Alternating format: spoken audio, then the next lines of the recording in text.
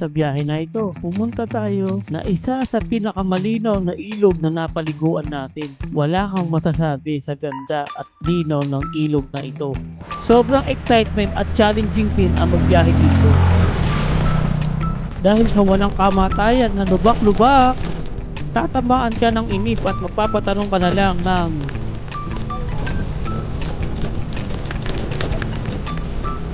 30 minutes! Idagdag mo pa ang mahigpit na checkpoint na hindi ka palulusitin pag wala kang permit galing tourism, pero sulit at tanggal lahat ng pagod mo pag narating mo itong lugar na ito. Dito lang yan sa Coto Mines.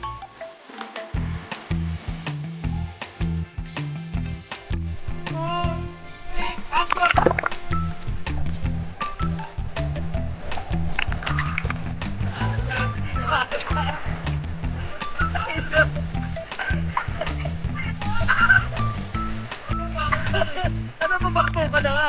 Ako natakot ka pa rin. Bakbo na eh.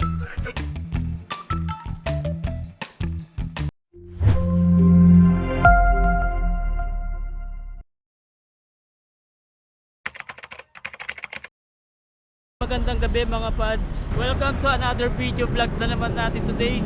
Kung mo nyo sa Petron Edka, dito kami magkikita-kita. Tayo magsimula po, please pasubscribe po ng aking YouTube channel at Facebook page po. Big shoutout nga pala sa kumpare ko kay paring Ricky. Shoutout pre, kung ano man pinagkakabalaan mo ngayon dyan, sana magtuloy-tuloy ang pagyaman mo pre. Sa taunan namin itong ginagawa, taon-taon din na di natutupad ang call time na yan. Tablay talaga lagi yan, never pa tumama yan. Ito super sa nandyan na. Ano? Ito nga pala yung mga kasama natin. Pari Aldo.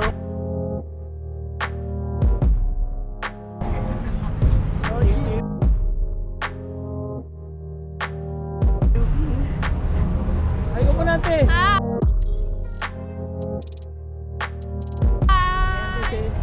Ito ang guwapong bagong ATV. Boss Patoy.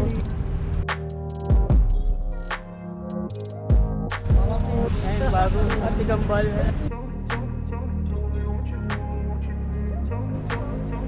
At ang ating superstar, nag-iisa at walang katulad, walang iba, Uncle Drew at Auntie Clarice na balikbayan mula Canada. Sa Coto Mines, Masinloc, Zambales ang biyahe natin. Bibiyahe tayo ng halos 9 na oras para marating ito. Tinataya na nasa 261 kilometers ang distansyang layo mula sa Petron Main Ave sa EDSA hanggang sa Coto Mines, Masinloc, Zambales. Di pa man tayo nakakalabas ng EDSA, inabirya na agad tayo. Dito pa lang tayo sa EDSA, abirya na agad.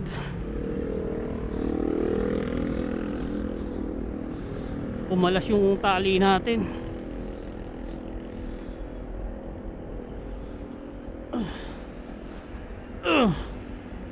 Parang pangit kasi ng ano na to, parang kumakalas eh. Buti na lang inano tayo, ni-remind tayo ng rider. Shoutout kay kuya, ang bait niya. Sabagay ganun naman talaga. Pag nakita ka ng mga kapwa rider mo, i-remind ka niyan, sasabihan ka na ano, kung may karga ka na mahuhulog yung karga mo. Ayun, ganun talaga. Kasama sa adventure yan, yung mga aberya. Shout out sa'yo kuya, maraming salamat sa pag-remind na mahuhulog yung bag ko. Monumento, Caloocan na tayo guys. Pakanan na tayo ng Valenzuela. Medyo bumigat ang trapiko pagdating dito sa Valenzuela. Dumami na rin yung mga rider na mga nakakasabay namin. Nagagala rin ngayon long weekend. Lusot kanan, lusot kaliwa, lusot kanan, lusot kaliwa. Dahil sa ang lilikot nila, huminto na lang muna kami dito sa Antonio Lugaw Pares para makakain ng mainit na lugaw nila at makaiwas na rin sa mga makukulit na rider. Simot ni Pato yun, halos lubi Pato. Wala nga natira o simot. Ano ang masabi mo? Sarap, perfect. Goods. Sa'yo, ang lasa ng aso? Uy, pare-pare yan. Masarap, masarap. Masarap. Masarap at abot kaya ang pagkain nila dito. Dito lang uli yan sa Antonio Lugaw Pares. Okay dito, good, masarap. Dito lang yan, sa Kalumpit, Bulacan.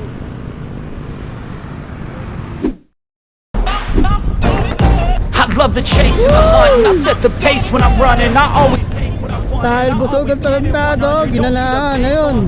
Rabakbak! Then I'm always thankful for something. Don't take for granted, stay humble. Now wake up! It's time to look at the enemy. Look in the mirror if he is no friend to me. It's not working out, maybe it's the chemistry. It's time to break up so I can make a better me. Better believe in your mind, cause it's everything. You can mold, shape, find almost anything. All it takes is some time and some clarity to find your identity. It's mind over everything. Sakso pagputok ng umaga, dumating tayo ng Zambales. May natitira pa tayong 3 oras na biyahe para makarating doon sa ating destinasyon. Wow, ganda. At sa wakas dumating na tayo sa bayan ng Masinloc. Ito ang kapitolyo ng Masinloc. Dito kayo kukuha ng permit bago pumasok ng Cotto Mine. Huwag na huwag kayong papasok na wala kayong permit mula sa tourism office ng Masinloc. Dahil hindi kayo makakapasok, marami kayong checkpoint na dadaanan. At kung motorsiklo rin ang dala nyo na maliliit ang tangke kaya namin, mas mainam na magpagas muna dito sa labasan sa highway bago pumasok ng Cotto Mines. Dahil 2 oras ang biyahe mula dito sa labasan sa highway, papasok ng Cotto Mines. Ito unang checkpoint guys. Mababasa nyo no permit, no entry. Kaya sabi ko sa inyo, pumuha muna kayo ng permit bago pumasok dito. Kung ayaw nyo magaya dito kila ate na naka-hold dito dahil sa wala silang dalang permit. Kung sa tingin mo mahina ang pangangatawan mo, dito ay lalakas ka, lalo na ang upper body mo. Kaya kung nagpapalakas ka ng katawan, dito ka magpunta sa Cotto Mine.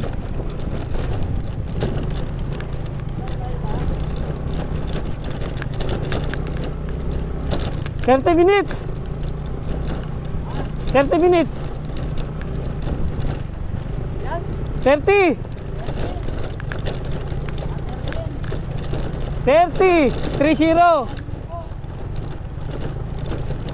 Pahinga ka muna dyan! Pagdating namin dito sa second checkpoint, Kala ko yung rough road, kundi lang putang ina, sagal parang di pala na to. Bukas matapos nito ah. Sinado pa yung alay lahat dito eh. Itang kamikot yan mo. nung lalakas ka mag-basketball, pag ganun mo ng bola, baka butas na yung bola. Lagi nga ako nga pre, sa amin ka. Pustahan kami. Grabe si Papa na. Putang ina sa wakas. Uy! Putang ina, akala ko pa naman, tapos na. God damn it! Ah!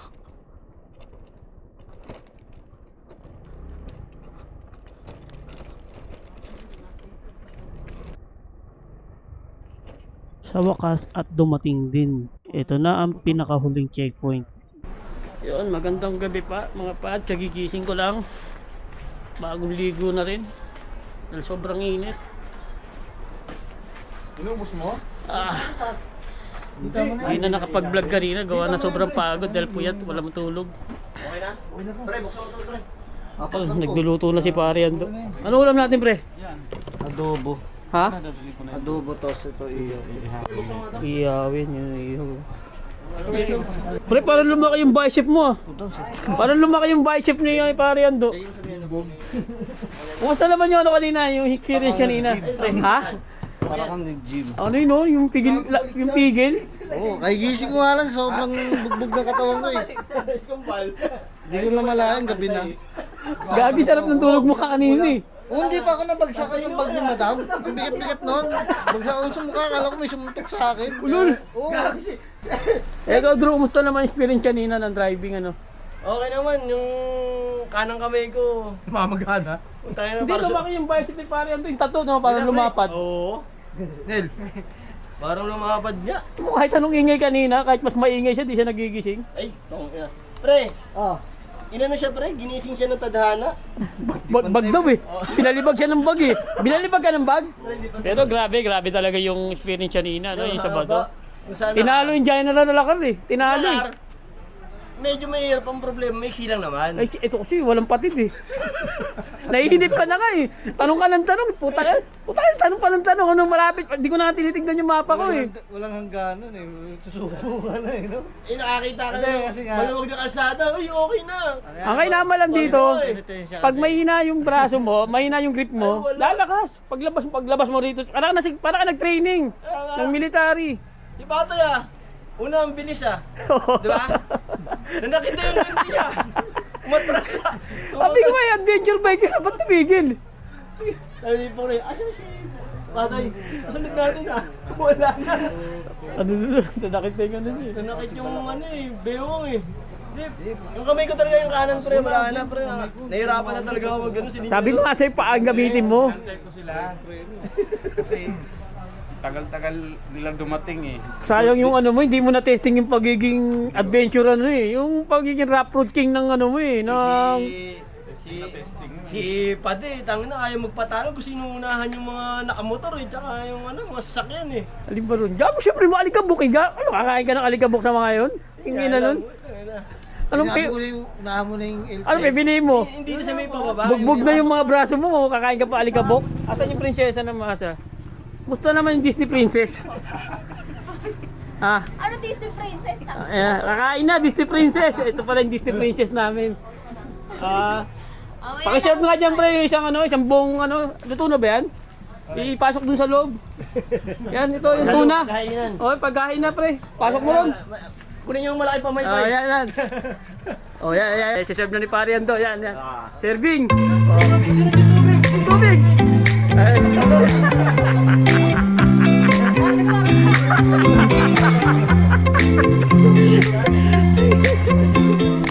Pati nga ng upo na nakuha natin. Putang ina, laki oh. Pinagbabato namin kanina ng parang upo yun. Pulutan eh, nakalibre tuloy ng tan puluts. Tapos may bagong si Drew. Yun, kain muna kami mga pads. Ano po si Tagin yun po si Master 3 yan. Laris, kumain ka ulit, puta. Masati sa soft drinks. Mama ka, maligo ka na para mawala yung ano mo. Ingay mo! Putang ina. Sama Pag mabubuting tao kasama mo, nagkakasakit ka. Ano ang akala mo sa kanya mga demonyo? Uy, ano sabi niya na?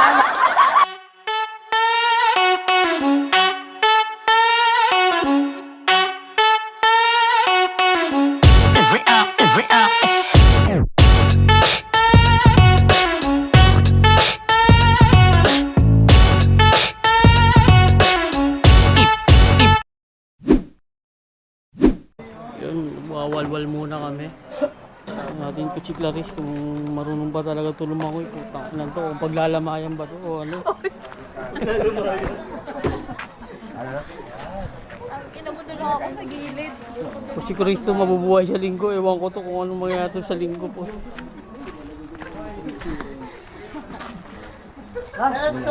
Tara! Dahil sa malayo ang pwesto namin sa ilog, kailangan namin maglakad ng ilang metro.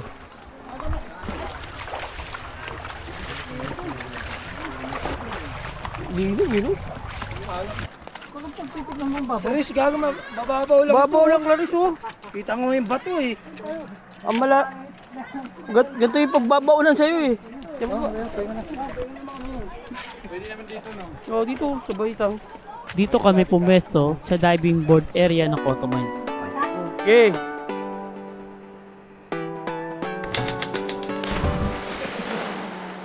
Ayun, chipasan. Tama ka po na. Ano ah? Game!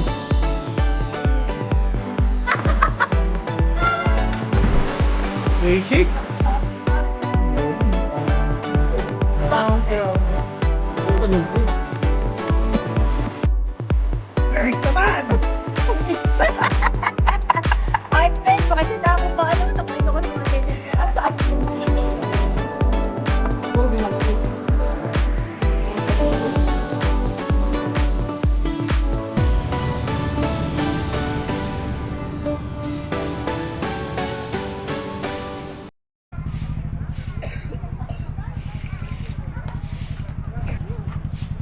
Morning mga buddy. Update na natin dito ngayon.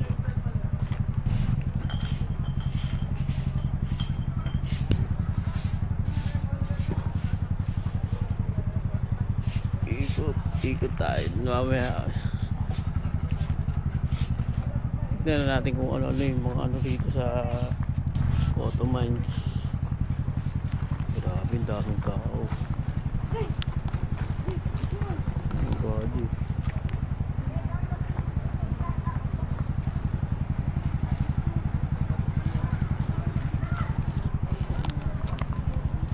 Biyernes Santo. Yan talaga, maraming tao dito. Uy, ano sala uy? Pare Aldo, good morning. Kapi na pre! Grabe, sobrang lamig kagabi. Okay naman, pwesto na natin. Lamig. Pwesto natin. Mga buds. Ako lang. Nakahamok ako. Layo siya ingay ng mga hilikers. Maandar yung motor ko.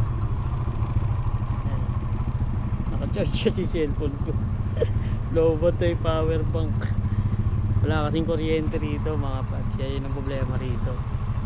Kaya kung pupunta kayo rito, lalo kung matagal, mga ilang araw, magdala kayo ng power bank malaki. Lalo kung mga matagal kayo rito. Ito ang sitwasyon ngayon dito ngayong Biyernes Santo. Ito ang kagandahan dito sa Cotto Mines dahil kontrolado ng LGU Masinloc Tourism o control din nila ang lahat ng mga pumapasok dito. Kaya ito kahit Biyernes Santo ngayon ay hindi crowded ang area dito. Ito ang dating guest room ng Minahan. Dito nila pinapatuloy pag meron silang bisita. Ito naman ang bagong tayo nila na CR dito. Itong right side ay bowl area, itong kaliwa ay shower area naman. Balde at sabo ang sistema ng paggamit ng CR dito. Kaya dito sa drum na to, dito ka kukuha ng tubig. Ito ang presentable at magandang washing area nila.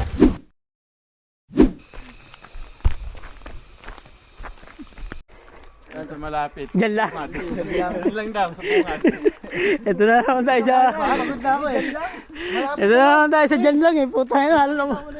Mapupunta na naman tayo sa labas eh. Wala pa eh. Wala pa yung pasiko eh. Wala yung pasiko ah. Putang ina, ayun dyan lang. 2 kilometro pala yung dyan. Alam ko, di ka pa magdududa. Sabi ko, di pa nagre-react. Sige lang. Putang ina, dyan lang. Tinignan ko yung oras. Probinsyano na rin si Gambal eh. Marunong na naman dyan lang eh. Kuha uli ng mangga. Kumuha kasi kami dito kapon ng mangga eh.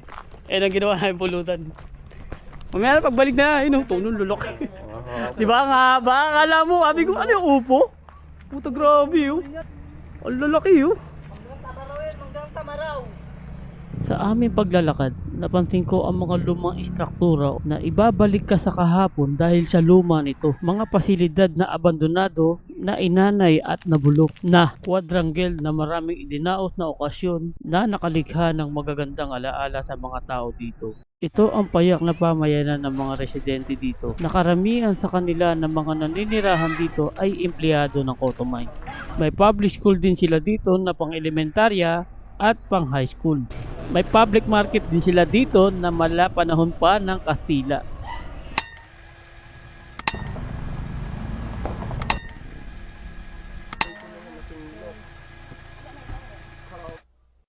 Saging. May ubi po, 40 pesos lang oh. Panalo.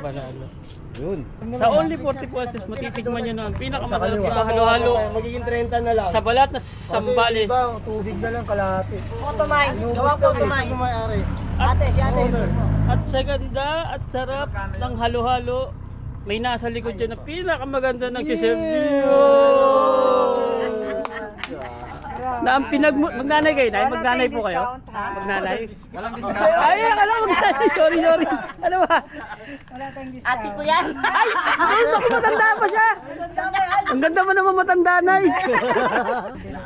Binibiro ko lang kayo. Pinsan na. Oh, no, mababait pa. Open pa sila sa mga biruan, hindi masuplada. No? Ganun lang pag customer, ano, no? Dapat ano lang. Iba, masusungit eh. Pwede ba kami pumunta rito, ya? Bago kami umuwi, pwede kami maligo dyan? Marami kasi kami dyan, 10 kami. Okay lang? Wala lang. Ah, 8 pala. Ganda gagi. Ang balo. Ganda gagi. Habang kami kumakain ng ice cream, may nakausap kaming lokal. Tinimbrihan niya kami na may spot daw siyang alam na libre at walang tao. Ito po yung tulay dati na. Kuan po ito. Dinadaanan ng mga materials papunta sa kabila, underground. Yung dati nag-ooperate pa yung minahan. Apo. Andito tayo mga pod sa ibang spot ng part ng Cotto Mines na walang tao. Na masosolo mo. Gaya ngayon, Biyernes Santo, mahal na araw. Sobrang daming naliligo sa Cotto Mines. Ngayon ito may naibulong sa atin ng isang lokal dito na yun yan, parang nagmalasakit kasi nga ang daming tao doon. Nagtimbre na may part dito na pwede kayong paliguan na libre, walang bayad kasi nagbayad ka naman na ng tourism. Ito siya mga pad. Yan siya mga pad. Pwede maglatag ng tent dito. Kaya lang ang lalaki ng bato. Ang ideal dito, hamok, duyan-duyan. Man yung ilog. Yan, grabe, linaw. Sobra mga pads. Grabe. Puta, grabe. Ang ganda, sobrang linaw. Wala akong masabi. Dito, ito lang po. Kuya! Ito lang Trali ko rito! Gago, sarap ka! Grabe, linaw. Ibirang pagkakataon, nakachamba tayo, nabulungan tayo ng isang residente dito Lalim dyan. na makaligo rito sa secret. Grabe, sarap. Lalim dyan, kuya. Linaw, grabe. Baka naman papatay mo na yung asawa mo, putang ito. Tabi mo totoo. Babagsakan na natin ng bato.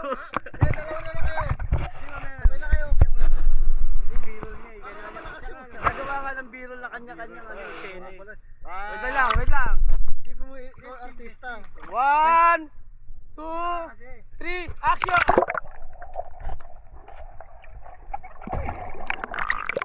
Maangat ka agad, di na. Dalawa si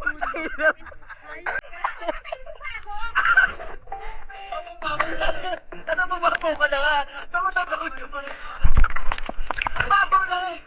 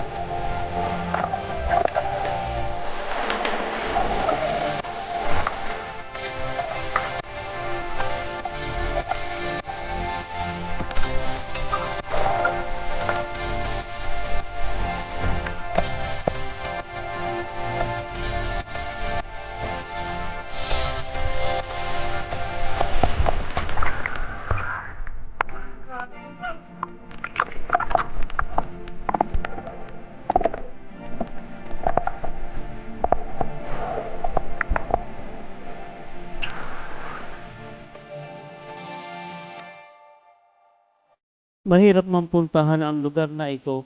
Masasabi ko na isa ito sa pinakamaganda, pinakamalinaw na ilog na napaliguan ko.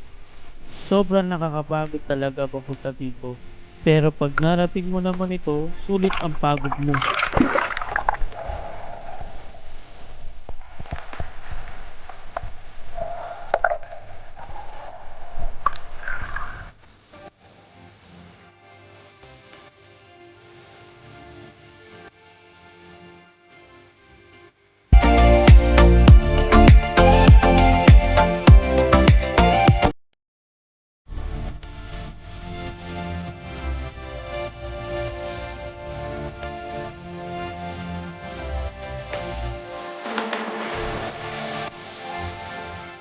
Ito ang main pool, kaya maraming naliligo dito. Maganda at malinaw din ang tubig dito. May mga activity kayo na pwedeng gawin dito. Tulad ng sa diving board, marami silang nilagay na diving board yan. Pwede yung talon-talonan yan dahil malalim ang parte ng tubig ng may diving board na yan. Iba yung ingat lang kayo sa parte na to, lalo na dun sa mga hindi marunong lumangoy. Dahil sobrang lalim ng part na yan, yung may mga diving board na yan. Kaya kayo mga mami at daddy, huwag nyong alisan ng tingin ang mga anak nyo, mga bata. Lalo na kung hindi marunong lumangoy. Para walang disgrasya at purong enjoyment lang.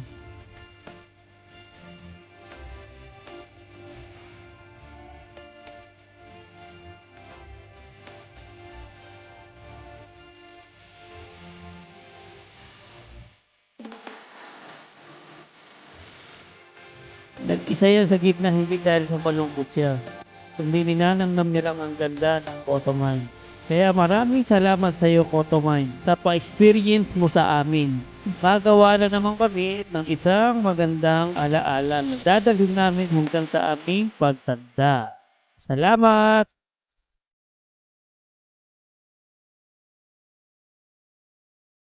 Even when you feel low, you can still go. Even when you feel slow, you can still go.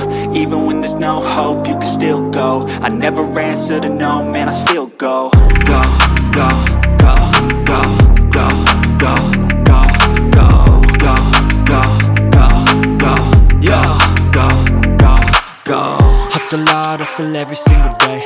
I'll be making moves till I'm buried in my grave.